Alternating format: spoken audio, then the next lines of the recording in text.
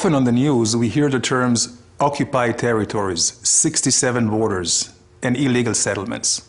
And the story we usually hear sounds very simple. During the Six-Day War, Israel captured the West Bank from the Palestinians, refused the United Nations' demand to retreat, and illegally built settlements. But is that really the case? Let's try to understand the situation a little bit better. We'll start with a simple but extremely important question. From whom did Israel capture the West Bank? From the Palestinians? No. In 1967, there was no Arab nation or state by the name of Palestine. Actually, was there ever? Israel took over the West Bank from Jordan in an act of self-defense, after Jordan joined a war launched by Egypt and Syria to destroy Israel. Oh, by the way, destroying countries is rather illegal. The United Nations back in 1967 rejected repeated Arab and Soviet attempts to declare Israel as the aggressor. Security Council Resolution 242 did not demand a unilateral Israeli withdrawal. Rather, the United Nations called for negotiating a solution which would leave Israel with secure and recognized boundaries. In effect, defensible borders. But wait a second, what was Jordan doing in the West Bank in the first place? What was its legal justification? Well, Jordan had It had no legal justification. Jordan simply occupied it during its previous attempt to destroy the newly established State of Israel in 1948, changing the commonly accepted name Judea and Samaria to the West Bank. But that did not really convince anybody. And almost no one recognized the legality of Jordan's occupation, not even any of the other Arab states. So, if Jordan had no legal claim to the land, and a Palestine did not exist, whose territory is it? Let's go a little further back in time. Don't worry, not to the days of the Bible, only about 100 years. Until 1917, the Ottoman Empire occupied the whole region. After losing in World War I, the Ottomans relinquished their 500-year control to the Allied forces, which decided to divide the old empire into countries. Britain's foreign minister, Lord Balfour, recognized the Jewish people's historical right to their homeland.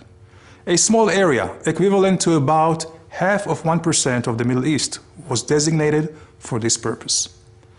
Britain received a mandate from the League of Nations to promote the establishment of a Jewish homeland. But wait a second, do you realize what happened? The Jewish homeland originally included not only the West Bank, but also the East Bank of the Jordan River. I guess you cannot say the Jewish people have not accepted some painful compromises already. Anyway, the League of Nations' recognition of a Jewish homeland, which includes the West Bank, was reaffirmed by the United Nations after the Second World War.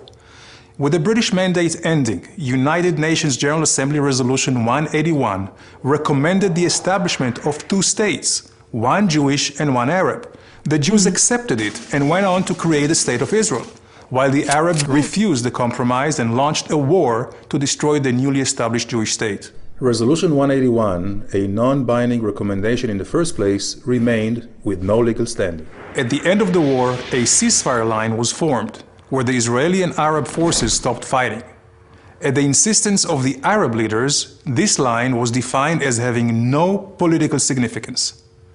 So, although this line is commonly referred to as the 1967 border, it is not from 1967, and it was never an international border. This is why a more exact legal definition for the West Bank, according to international law, is really the same as in so many other areas where there are or were territorial disputes, but which are not defined as occupied.